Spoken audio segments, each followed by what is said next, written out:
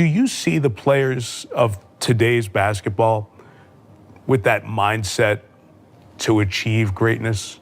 It's hard to be hungry when you have.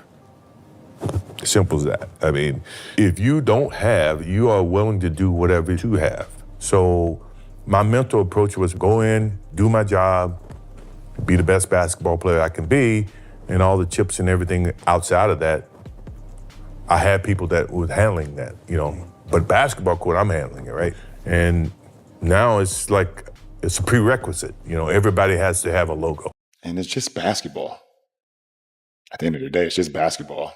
We come to practice, he's on one leg. Like he was hurt the second year, he was on one leg the whole year and played 82 games. Wow. Like, and so he practiced every day and he played every game on one leg. And so he's like, man, MJ, why don't you just sit up? How can I be the leader of the team and sit out and y'all going through all the credit? I gotta be there. Michael Jordan just dropped a wild truth bomb that cracked open everything broken about the NBA today, exposing a contract clause no modern star would ever even consider signing. When today's players heard about it, they didn't just push back. They laughed and clowned the whole idea like it was some kind of joke. What Jordan valued most about basketball is exactly what this new generation refuses to give. And this isn't just about old school versus new school. It's two completely different mindsets crashing into each other, and the numbers prove Jordan's approach still hits way harder. Jordan sat down with Mike Tirico in one of his most open conversations since retiring, and he revealed something legendary that nobody even talks about anymore because it's basically extinct in today's NBA: the love of the game clause.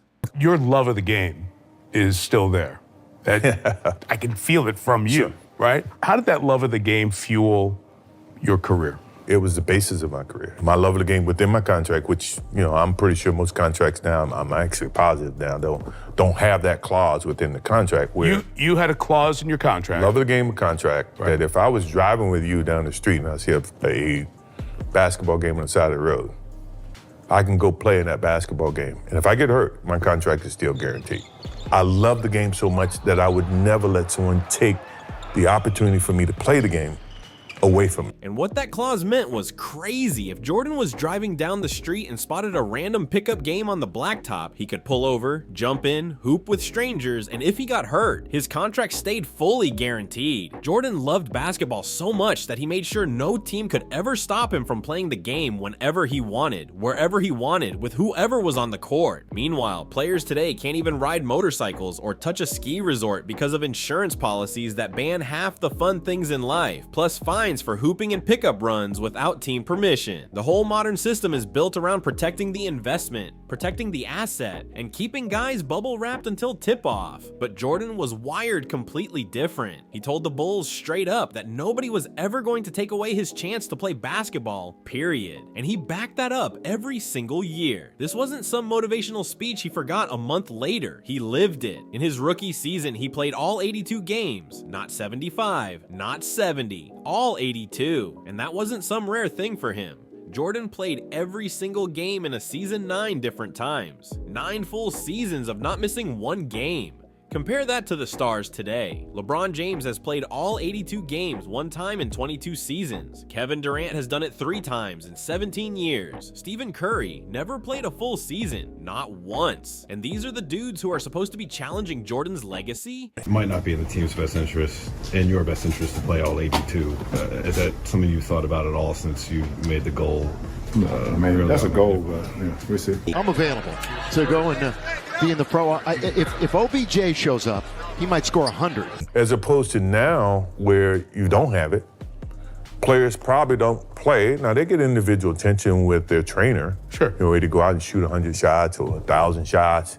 I found it to my benefit was go play basketball, man. That's what you did. That's what you grew up doing. Jordan's clause wasn't just about playing NBA games, it was about hooping everywhere. Jordan spent his summers playing real basketball, pickup runs, scrimmages, tough competitive games where nobody's going half speed. That's how he sharpened his game. And he talked about how Larry Bird once spent an entire summer improving his left hand, not with endless trainer drills in an empty gym, but by playing real basketball games all summer long. When you're in an actual game, you're reacting for real, competing for real, dealing with pressure for real. You're solving problems with speed, instincts, and toughness, and that's what builds greatness. Modern players don't really do that anymore. They rely on individual workouts where they shoot 1,000 uncontested shots, run through planned moves, and work with trainers who set everything up in controlled situations. Sure, that's useful, but it doesn't hit the same. It's not like facing double teams, physical defense, and unpredictable chaos where you've got to figure everything out on the fly. Jordan understood something simple. The best way to get ready for basketball is to play basketball, not just practice it. Not perfect drills, not scripted sessions, actual games where pride's on the line, something's at stake, and people are coming at you for real. Then Jordan said something that slices right into the core of why today's NBA feels so different. He said it's tough to stay hungry when you already have everything, and he wasn't lying. When you're chasing something you don't have, you grind harder, you sacrifice, you compete like your future depends on it because you feel that fire inside you. We come to practice, he's on one leg. Like he was hurt the second year, he was on one leg the whole year and played 82 games. Wow. Like, and so he practiced every day and he played every game on one leg. And so he's like, man, MJ, why don't you just sit up? How can I be the leader of the team and sit out and y'all going through all the credit? I gotta be there. I twisted my ankle and I had a teammate, David Greenwood. He says, you twist your ankle, young fella, come over and sit with me. This is, you need to. I said, no, man, I'm trying to make a name for myself. There's no way I can sit. I need to get out there and show what I'm capable of. I want to play. I want to win. I want to make an impact. Larry Bird took a whole summer to work on his left hand, right? He did it by playing basketball. But when you're already set for life before you even prove yourself, when the guaranteed contract hits, the shoe deal lands, and the social media numbers go crazy, that hunger fades fast. That edge, the desperation that pushes someone into greatness, it just isn't there the same way anymore. Jordan kept his mindset simple. Show up, handle your business, become the best basketball player on the planet, and let everything else fall where it falls. He had people running his business moves and managing his image, but once he stepped on the court, that was his world. That's where he locked in, that's where he lived. Everything outside the game came second every single time. Today it feels flipped. Players want the brand first. They want the logo, the signature shoe, the lifestyle, the fame, before they've proven anything. Jordan even called it out directly when he said everybody has to have a logo now and everybody needs a brand. And he's not wrong. He knows part of that came from him. The Jordan brand changed the entire business side of the league and showed players you could turn hoops into something massive. But here's the part people miss. Jordan's brand came after the rings, after the dominance, after he took over the league. He didn't roll out a logo and hope the world bought into the idea. He won championships, crushed entire eras, became the clear numbered one player alive, and then the brand exploded. The work came first. The on-court success came first. The brand was the result, never the mission. But today, everything's backwards. Players start building brands before they've accomplished anything, dropping logos, catchphrases, clothing lines, while they're still trying to figure out how to win games. And Jordan's message hits hard. If you're building a brand instead of building your game, you're moving in the wrong direction. The brand should confirm what you do on the court, not cover up what you haven't done yet. Too many players think if they market themselves the right way, the success will magically come later, but that's not how greatness works. So it's May. My season's been over. I'm a third-year guy in the league. I call you. Michael, what do I do from now until the season starts to get better? What are the things you tell me that are important? First of all, is your passion. There's something about your passion or wanting to get better that drives that energy. I mean, when I say passion, that means if I have a love for ice cream, I mean real deep love for ice cream, I'm gonna do everything I can to go find ice cream. Right. Or find that flavor of ice cream. What flavor, by the way? Butter pecan for me. Okay, go ahead. Just so you know. Uh-huh. But in terms of, if basketball was that type of love for me, I had to find a way to make sure I was the best basketball player I could be. Why, right? Well, I'm pretty sure I'm part of the reason why everybody tries to get a logo, but brand, right? A brand, right? Brand Jordan. But the thing is that brand established based on what I did on the basketball court. I didn't put the brand before I put the work. Right. I put the work first, and then the brand evolved based on the work. Right. A lot of times it's different. You see it in every sport, not just basketball, football, baseball. Everybody's walking around with a logo and a hat, and I get it. But whatever I did here is never going to affect what I do on the basketball. It's no turn it on here, turn it off here. It's just 110% at all times. That's not how competition works. Social media makes it even messier. Players worry more about a highlight clip going viral than about whether their team won that night. They focus more on how they look off the court than how they perform on it. They'll sit out games to stay fresh, but show up to every photo shoot, every sponsored appearance, and every event where cameras are flashing. The priorities are twisted, and Jordan said if he played today, his game would validate anything he tried to do away from the court, not the other way around. Basketball first, everything else second. That's how he lived, and that's why he separated himself from everyone else. And the numbers today make Jordan's mindset look even more impressive. Jordan played all 82 games 9 times, but it gets even crazier. At 40 years old, playing for the Wizards in his final season, he played every single game and averaged 37 minutes a night. And here's the wild part. If Jordan logged those minutes in today's league, he would have led the entire NBA in the 2022-23 season. Not one player averaged more than 37 minutes per game. That means a 40-year-old Jordan would outplay and outlog every so-called superstar in their prime today. Let that sink in. Jordan at 40 was giving more availability, more effort, and more time on the floor than guys half his age in this era. And this was before all the modern advantages players now take for granted. Jordan didn't have private jets for every road trip. He didn't have teams of nutritionists, sleep specialists, recovery coaches, or high-tech science labs built around player health. No cryotherapy chambers, no hyperbaric oxygen tanks, none of that. And he played in an era where teams flew commercial, practices were tougher, the game was more physical, and the league let way more contact slide. And even through all that, he still showed up every single night. Compare that to what's going on in the league right now. Back in the 1999-2000 season, 58 players showed up for all 82 games. That was more than half the league just doing their job without overthinking it. What do you think of when you hear the term load management thrown around? It shouldn't be needed, first and foremost. You know, I never wanted to miss a game because it was an opportunity to prove. It was something that I felt like, you know, the fans are there to watch me play. I want to impress that guy. Like you mentioned a little bit about today's game, because we had Club on here and he talked about load management. He said, I don't know what the hell that is. Where is it going? And that's number one. And number two, how do we get it back? Even for me, I love the NBA game, but then I turn on to a game, right? And then the stars are not playing because of load management. Mm-hmm. It's hurting the game.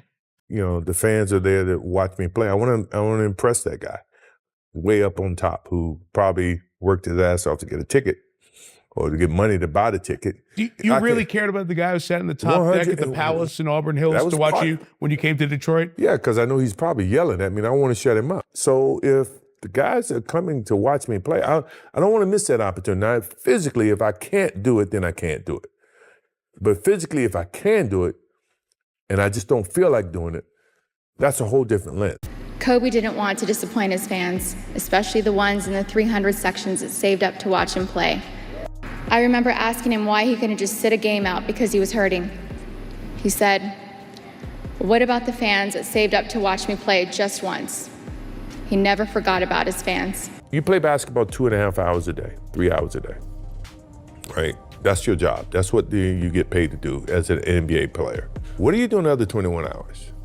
I mean, to me, that's when you should be preparing for your next day of work. Fast forward to today, and we're seeing the lowest number of full season players in NBA history. The seasons from 2022, 2023, 2024, and 2025 have all broken records for having the fewest players completing all 82 games. And it's not even close anymore. We went from dozens of players grinding through every game to barely a handful. And this is during an era with better everything. Better medical care, better trainers, better recovery tools. Yet somehow, players are logging less time than ever. The culture of load management has taken over, and it's one of the biggest issues in today's NBA. It started out small, with teams resting veteran players on the second night of back-to-backs, but it turned into something way bigger. Between 2017 and 2022, the number of times star players skipped one game of a back-to-back almost doubled, an 87% jump. Once a couple big names started doing it, the rest of the league followed the trend. If LeBron sits out games to manage his body, why wouldn't everyone else follow that blueprint? And if Kawhi Leonard can miss 20+ games every season without any serious pushback, then some players think, why bother fighting through minor discomfort? The excuses always come wrapped in the same message. It's scientific, it prevents injuries, it protects careers, but when you look deeper, those claims fall apart fast. You know, and I had a conversation this summer with a high executive at Minnesota, and he was talking about Anthony Edwards. Yep, Ant-Man. I heard during the course of the year that, you know, they were double teaming me. You know, he didn't know how to deal with the double team. Well, that's the highest respect that you can ever get if a team feels like they got to double team you. Now, how do you figure out a way to break that double team? Move without the ball, move into the post, get in scoring position so that the double team, you can act before the double, all those simple things. So, yeah, those are the types of conversations I try to have when players seek that information. To have a long career, that's the goal, to be in the league for 20 years. I tell you, that's the goal. You know, it's all about winning championships and winning. Garth Gilmore told me one time, he played for Chicago, he said, if you expect to play a long time in this league, you better quit mopping up the floor. And I thought, well, he's crazy, because that's what basketball is all about. Bird takes it away from Wilkins, goes to the floor and gets it up ahead. Yeah, I'm 10, 12 years in, I got 4 MVPs and 4 championships, like, but do I still want to do this shit? You know what I'm saying? Because you know how hard it is. Some people say, I want to go play baseball. Right? Yeah.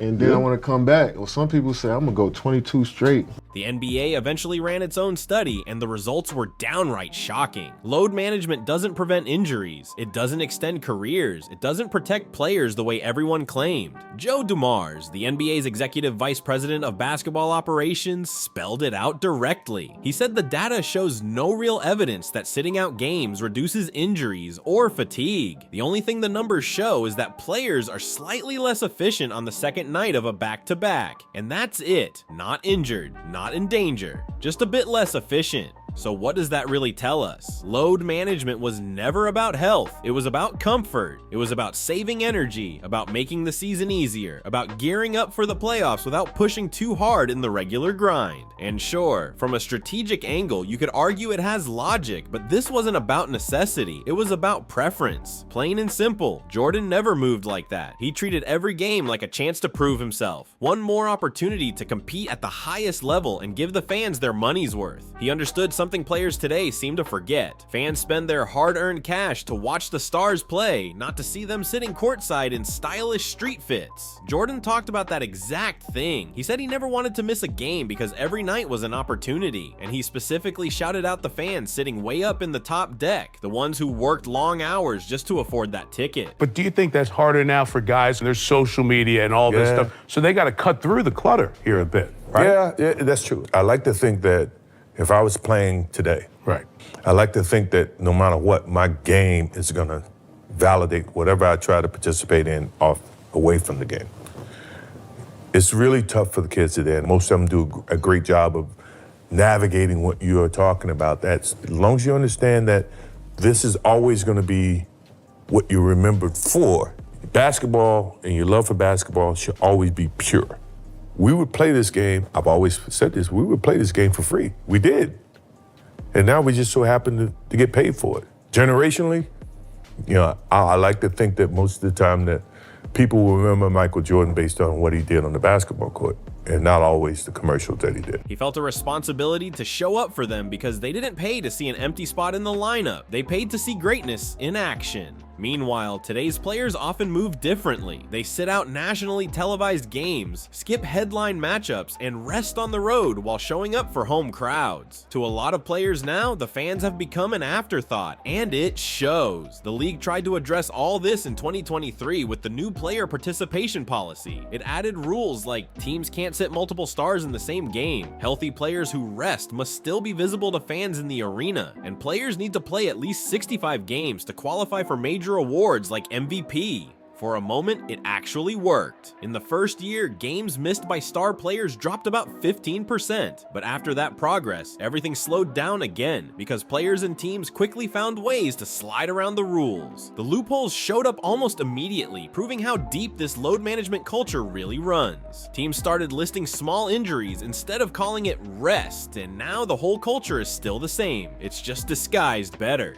And this next example shows exactly how far the gap between Jordan's era and today really is. Anthony Edwards is one of the most explosive young stars in the league, loaded with talent, but even he needed straight-up guidance from Jordan himself. A top executive from the Minnesota Timberwolves told Jordan that Edwards struggled with double teams and didn't know how to deal with them, and Jordan's response said everything. Jordan explained that getting double teamed is the highest level of respect a defense can show you. It means they're worried about you. They know you're dangerous and they're trying to shut you down before you take over. But the real question is, how do you beat it? Jordan broke it down with simple hoops knowledge. Move without the ball, get into the post, set up in your scoring spot before the double team gets there, and act before the defense can react. Basic basketball fundamentals, skills Jordan's generation mastered without thinking twice. But Edwards, despite being a superstar talent, hadn't fully learned it yet. And that's not a shot at him. That's a shot at how today's basketball system is built. Somewhere along the way, young players stopped learning the essentials. They're too busy chasing the next big highlight, working on their personal brand, or trying to blow up on social media instead of building the foundation that wins championships. Fundamentals aren't being taught with the same intensity anymore, and that leads to the biggest question of everything. What matters more, greatness or longevity? Modern players are obsessed with longevity. They talk about playing 20 years, missing games to extend their careers, and managing their bodies so they can stretch out their time in the league. But Jordan never cared about any of that. He said it himself. If he burned out, he burned out. If giving everything every night made his career shorter, then that was the price. He wasn't chasing years played. He was chasing dominance, impact, and excellence every single season he stepped onto the court. And the results speak for themselves. Jordan officially played 15 seasons, but realistically, he had about 13 true full years when you factor in the early broken foot and his retirements. In that time, he won 6 championships, 6 finals MVPs, 5 regular season MVPs, 10 scoring titles, and made 9 all-defensive teams. Those numbers aren't just impressive, they're close to untouchable. His peak was so powerful and so consistent that even with a shorter career, he's still the measuring stick for greatness. Now look at LeBron James and Kevin Durant. Combined, they've logged 39 seasons, almost 3 times Jordan's active peak. That's nearly 4 decades of professional basketball between them. And what do those 39 seasons look like on paper? Together they add up to 6 championships, 5 regular season MVPs, 6 finals MVPs, 5 scoring titles, and 5 all-defensive team selections combined. Almost 40 years of basketball between 2 superstars, yet together they've matched or barely passed what Jordan did basically in a single decade of dominance. Twice the time, half the results. That's the cost of choosing longevity over greatness. Jordan wasn't trying to be pretty good for a long time. He wanted to be great every single year he suited up, and he lived that mindset every day. Even his teammates saw his philosophy up close. Former Bulls big man Artis Gilmore once told rookie Jordan that if he wanted a long career, he needed to stop diving on the floor for loose balls, stop going so hard in every moment, and stop putting his body on the line every night. And Jordan's answer was perfect. He basically said, that's crazy, because to him, that level of effort is what basketball is all about. He wasn't thinking about year 15 or year 20. He was locked in on that night's game and that year's championship. Larry Bird had that same wild intensity, giving everything he had every single night, diving on the floor, playing hard defense, and doing whatever it took to walk off the court with a win. His career ended earlier because of that non-stop grind, but nobody dares say Bird should have paced himself. That fire, that effort, that dominance, that's exactly what made him legendary. And the same thing applies to Jordan. If he had tried to stretch out his career by dialing back his game, playing softer, or sitting out to preserve himself, would he still be the greatest? Absolutely not. His whole legacy was built on sacrifice, on pushing himself harder than anyone, night after night, season after season. Modern players don't always understand that mentality. Some think they can glide through 20 seasons with half effort and somehow end up with the same level of greatness. But it doesn't work that way. Greatness demands sacrifice. It demands putting everything on the line. It demands caring more about winning than about whether your body feels perfect on a Tuesday night in January. Jordan understood that. Kobe understood that. And every legend who came before knew it too, but somewhere along the way, the current generation drifted away from that mindset. They want the glory without the grind, the legacy without the pain, and that's why so many will never reach the level Jordan climbed to, and the NBA sees it happening too. That's exactly why they recently brought Jordan back into the league as an ambassador, not as a player, but as a voice, as someone who can help fix the cultural problems in today's game. And that's huge because Jordan has been retired for more than 20 years. He hasn't played meaningful basketball since 2003, yet when the league needs guidance on issues like effort, availability, and respect for the game, who do they call? Michael Jordan. They don't call LeBron. They don't call Durant. They call the guy who built the standard that nobody has matched since. Jordan's name still hits harder than anyone playing today.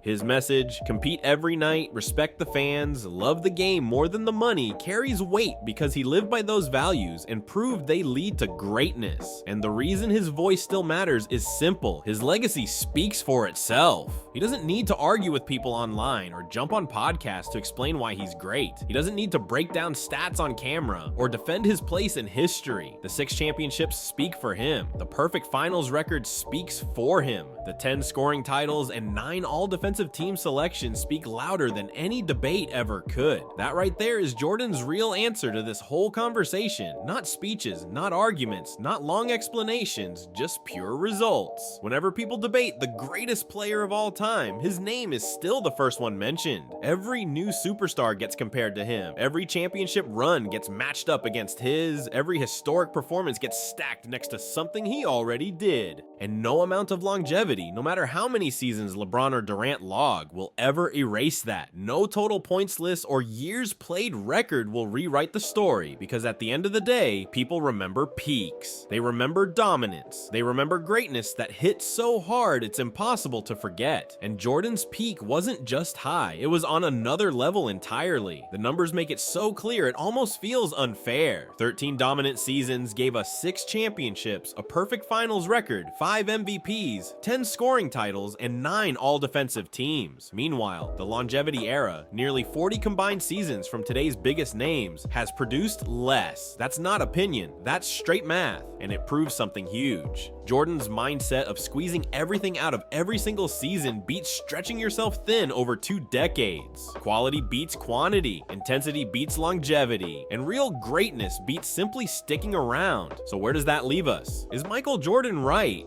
Are today's players softer, more focused on their brand than their game, not hungry enough? Or are today's stars right, saying it's smarter to protect your body, extend your career, and play 20+ years? Honestly, both sides have valid points. We know more about recovery, muscle science, and long-term health today than the league did in Jordan's time. And yeah, playing smarter can extend a career. But here's the big question nobody wants to ask. If you're playing 22 seasons but missing 15 games a year and only turning up the intensity in the playoffs, are you really chasing greatness or just collecting checks? Jordan would rather burn out than fade away. He'd rather give the sport everything for 13 years and be remembered as the greatest than pace himself for 20 and be remembered as really good for a really long time. And when you look at the legacies, when you see whose name still comes up first in every GOAT debate, when you realize a guy retired for over 20 years still has more influence than most active superstars, it's clear his approach worked. The sacrifice, the intensity, the obsession with competing, the pure love of basketball, that's what builds legends. Not longevity, not brand partnerships, not sitting out back-to-back games. Legends are made by showing up every night and proving you're the best with your game, not your marketing. Michael Jordan didn't need 20 years to prove he was the greatest. He needed one moment, one season, one championship run to show the world what the top looks like. And the crazy part is he had 13 seasons like that. 13 years of heavy domination, 6 championships, a perfect finals record, a peak nobody else has touched. And that's why when people talk about basketball greatness, nobody asks who played the longest. They ask who is the best. And that answer hasn't changed in more than 20 years. It's still Michael Jordan, and it's probably gonna stay that way for a long time. So now the question is yours. Should players sacrifice everything like Jordan did and chase pure greatness? Or is the modern approach, load management, longevity, selective effort, actually the smarter move? Drop your take in the comments below, and if you think today's NBA has drifted away from what made the game special, hit that like button right now. Make sure you subscribe, because we're breaking down the truth about basketball and exposing the things the mainstream media won't tell you. This conversation is far from finished. It's just getting started.